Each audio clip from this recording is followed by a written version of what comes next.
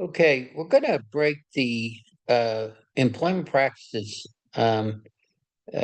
coverages or discussion into smaller parts. And I always say there's a couple things, preference, and I'll probably mention it on other things.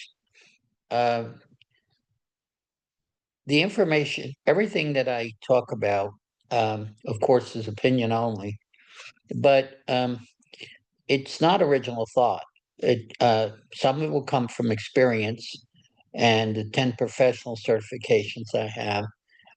It'll also come from my three main sources because I'm not an original thinker, uh, which is the Insurance Journal Academy, Patrick Rate's organization, and the National Alliance, Dr. Holt, and the folks that run that. And they call themselves the Insurance and Risk Management Alliance, I guess. And then Jack Gibson's firm out of Dallas, International Risk and Management Institute. So that's where the information basically comes from.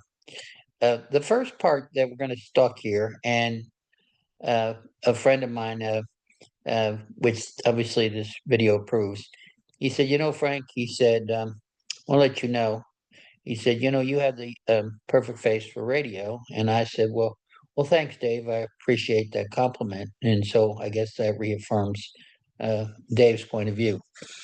Um, but we want to cover, I'm going to start off on this EPLI, employment practice liability journey, if you will. And like I said, we're going to cut it into parts. The first part I'm actually going to use is I'm going to give you three examples of something that happens in an office setting. Three different things. We're going to start off with, strange enough. I'll talk about the other two first. First one is there was a UPS driver that would come into this office, not my office. I'm talking about this particular situation, and whether it's the postman down south here or whatever, they'll wear shorts. And so, anyway, this office, this is all true, by the way, it's a case. They had, I guess, the grandmother or something who was like the receptionist or sitting at the desk. So the UPS guy would come in with his shorts on, and she would say, "Oh, nice legs," or "I like your shorts," or whatever. I can't give you the particulars on the conversations, but apparently it took place repeatedly, so much so that the UPS driver filed suit against the office, uh, and they won the case. And it's what we refer to as something that's underappreciated or that people aren't as thinking about is what we call third party liability and employment practices. So, and when we talk about employment practices, we'll talk about three different sets of liability exposure. Your you've got your commercial general liability, your BOP liability that has uh, you know uh, person or excuse me bodily injury and property damage, which is an occurrence.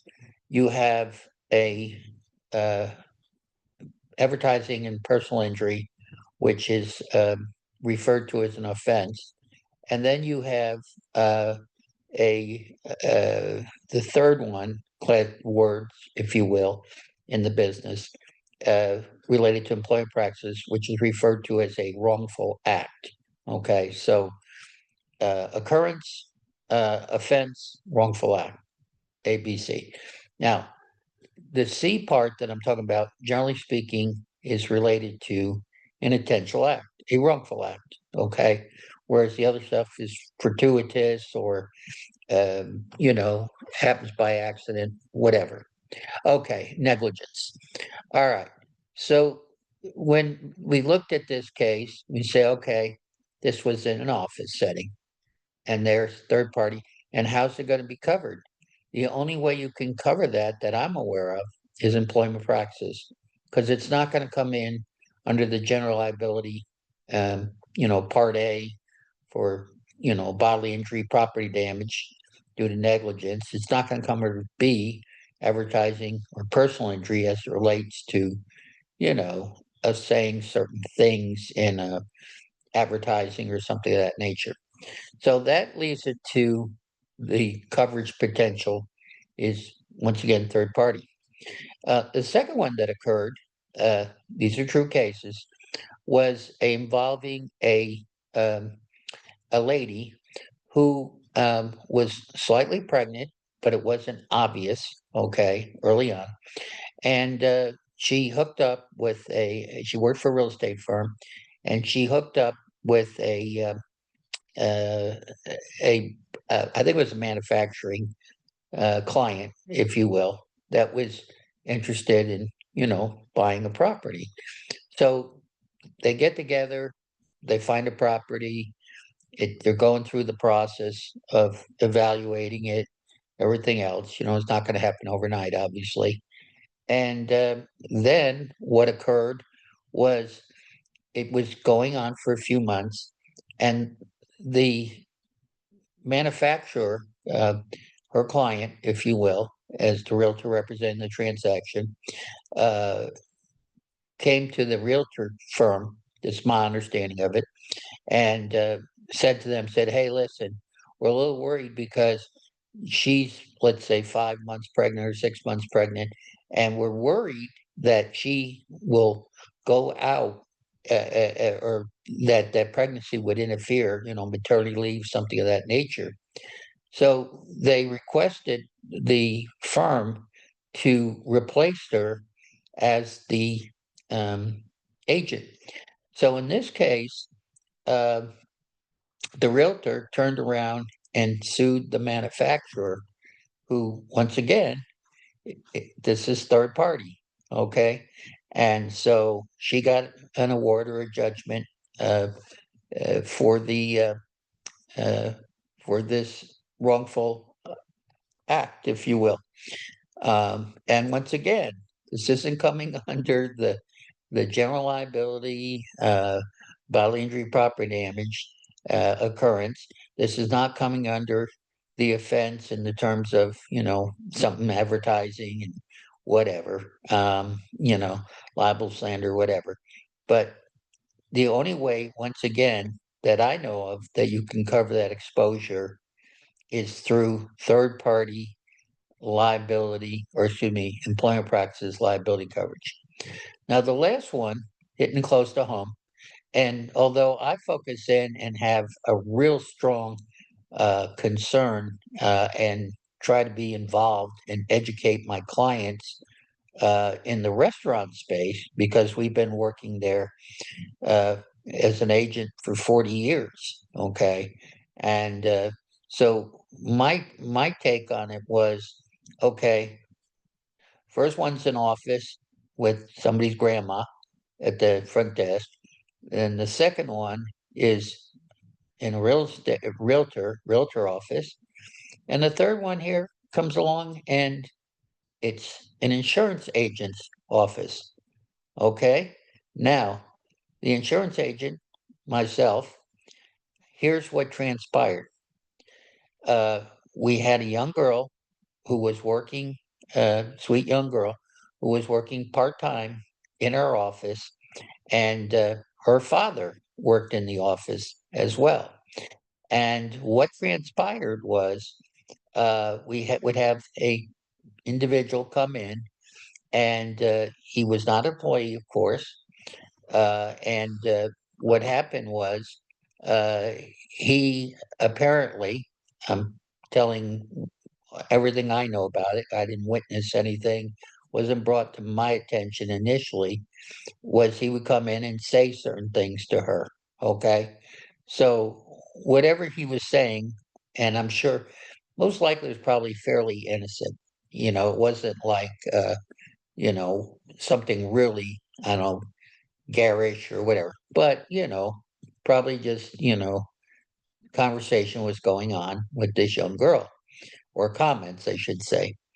So what happened is, uh, we, uh, I got a complaint, and the complaint didn't come from the young lady, and the complaint did not come from her father who worked there. The complaint came from an employee, and that the employee was upset because of the conversation that was taking place involving this third party individual. So bear in mind who actually was offended, or I shouldn't say who was being subject to this behavior or these comments or whatever. That wasn't the person, ironically, making the claim.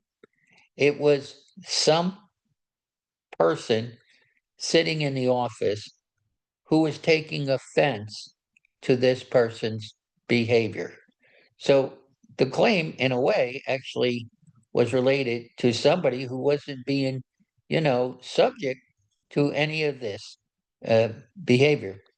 So what I did uh, was I first uh, called in the young lady to find out what had happened. From what she didn't seem to be upset, didn't have any concern or whatever. But of course, I reaffirmed to her that if there was any unacceptable behavior and whatever, that please bring it to my attention, because we have a written policy in the office, which you really need to do or have. If you don't, uh, you're going to get into trouble. And I'll talk to you separately about California, and I'll discuss maybe things separately about EEOC or the California civil rights, the old, well, not old, but the Fair Employment and Housing Act or administration. We'll talk about that separately. Okay. But in this particular case, I also called the father in separately and talked to him and said, my understanding was this sort of thing took place. He said, as far as he was concerned, there wasn't any issue, um, or whatever.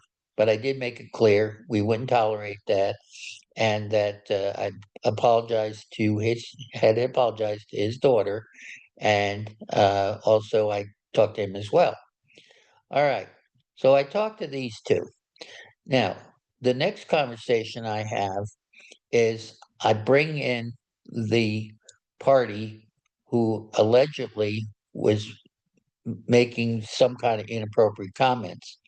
And what I talked to him about was to say, you're always welcome here in the office. We do business, but I want you to understand um, there's been a situation where uh, we're not saying there was anything that was inappropriate or done wrong. We're not making any accusations here, but it was reported.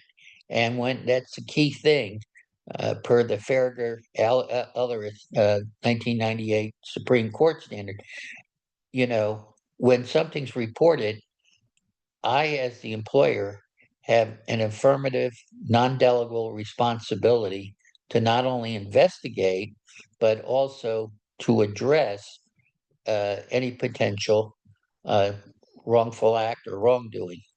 So I talked to the person and told them, I'm not blaming anybody or saying anything. I'm just letting you know that uh, it's a person of a young, tender age, if you will, and there was information I received that said basically there was inappropriate comments made. So I said, here's how it works. We have zero tolerance. We have a written policy here that the employees obviously are provided that information. I understand the third party may not. Obviously, we don't hand it out to every vendor that comes in or whatever.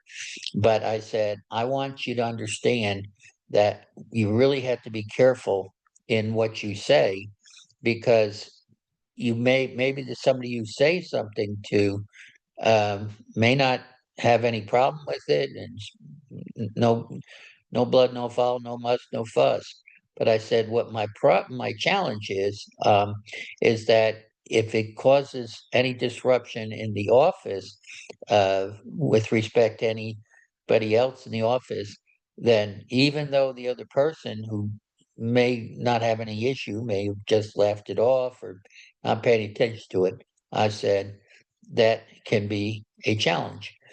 That is another example of, you know, third party, um, employment practices. And then what I'll say, and this will be discussed in other things, is this can be a problem, especially on the coverage side. And we'll go into this when we go into the coverages part, because a lot of the coverages that you buy, the employment practices liability insurance, is not standardized, and there's different things we will go into. But a lot of these forms that are out here, particularly these ones that are in the BOP policy or are endorsed onto it, whatever, may not provide third party coverage. And you really need, without exception, in my opinion, to have that. And we've talked here about basically what? An office setting, insurance office, a general office, and a real estate office. Okay. So I've given you three, one personally that I've gone through, and I've also to there. Now, the last item I did to complete the loop, I went back to the person who was offending, and I to this day, my personal opinion is, if you just ask my opinion, I think it was related more to the person and the type of person that person is, that was so-called being offended by this. But I couldn't, yeah, the Latin, et ceteris paribus, all things being equal, I have to address these things equally, regardless of what my opinion is about the person and the situation and everything else like that. So I said, first, I took the high road with this individual. And I said, okay, well, first off, I want to let you know, I really appreciate you bringing this to my attention, because I want to make sure that, people that we work with in our office or around or whatever, that we all have acceptable, behaviors.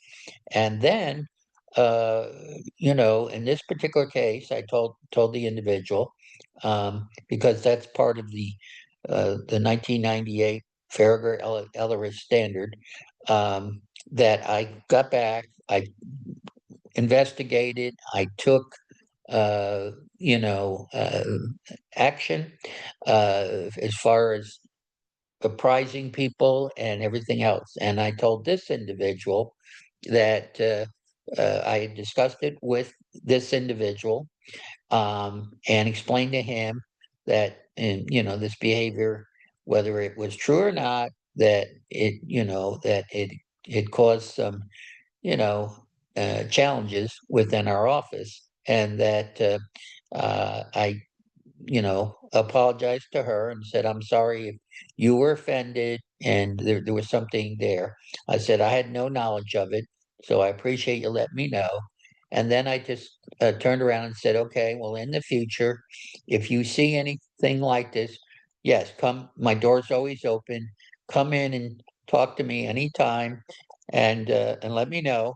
And I also taught the individual that if there was any kind of situation, and it was couldn't be resolved, then at some point I actually might have to take, stronger action, such as, you know, telling him he's not welcome in the office place. So, but to me, and you look at this, and I just tell you and say, this, in my opinion, just my opinion, because I tell you when I'm talking these things are just my opinion anyway. Uh, This thing was much to do about nothing, in my opinion. And you know what? I don't know about the shorts. What's the big deal? Big deal is there. But it doesn't make a difference what I think or what you think. It's what it's in. Employment practices is in the eye of the beholder. And there's going to be times when there is very legitimate concerns. We'll talk about and separately about things like quid pro quo, hostile work environment, Title VII. There's just a whole litany of things. But what I'm trying to communicate to the folks that we want to work with, whether it's and as you know, I tell you on these things that these are, boring, conversational, who wants to listen to this kind of thing. But these things are very serious, and uh, what I'm going to translate this into is we focus in one of my areas, main areas for 40 years has been restaurants, and I am absolutely scared to death of these sort of things. And I'm going to go into it separately about why restaurants, because I'm just picking on them, okay? But I don't think this is going to be happening at the I don't know, the guy's out there repairing the air conditioning unit, contractor. Maybe it doesn't even go on, I don't know, in a garage or something. Not car dealerships, because they're one of the hot buttons for EPLI doesn't want to write them, okay? But because they have so many different things. And I used to write car dealerships and I'm very familiar with them. But, uh, you know, uh, I just want to understand that if this is going on in the office, well, 100% the office, in my opinion, needs third party coverage. I also want you to understand, if you understand this and you're listening in, a restaurant is going to have this is like 100 times worse potentially because of the youth at work and a number of other things that go on, and especially when you've got various locations. Some franchisees that we're involved with have upwards of 80 or 9 locations. I don't know how you you know uh, work with or be involved with or stand around with 80 or 9 locations. I don't know how you've got 80 or 90 supervisors that are in these things, and everybody's going to be, perfect behavior. Okay. All right. So, so to actually sort of conclude these three things, okay, before I go on to the next part of the EPLI, okay, um, what is it? We've already talked about the coverage, but when you think about this sort of thing, I think whether it's your whatever type of business you're in, but I'm preaching or speaking to restaurants, what do you think your standards are relative to your your uh, your organization?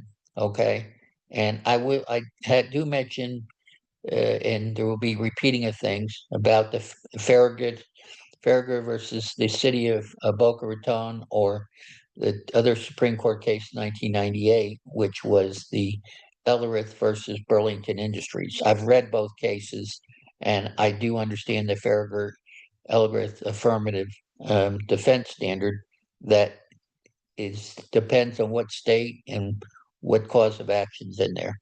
So I'm going to conclude this with this point that you need to have, and I'm going to repeat this, you need to have, of course, the third party coverage on your EPLI, but you really also need to have these programs in place and a outline of employment practices, what we will accept written. And I'm going to close this down, and then I'm going to go into this next part.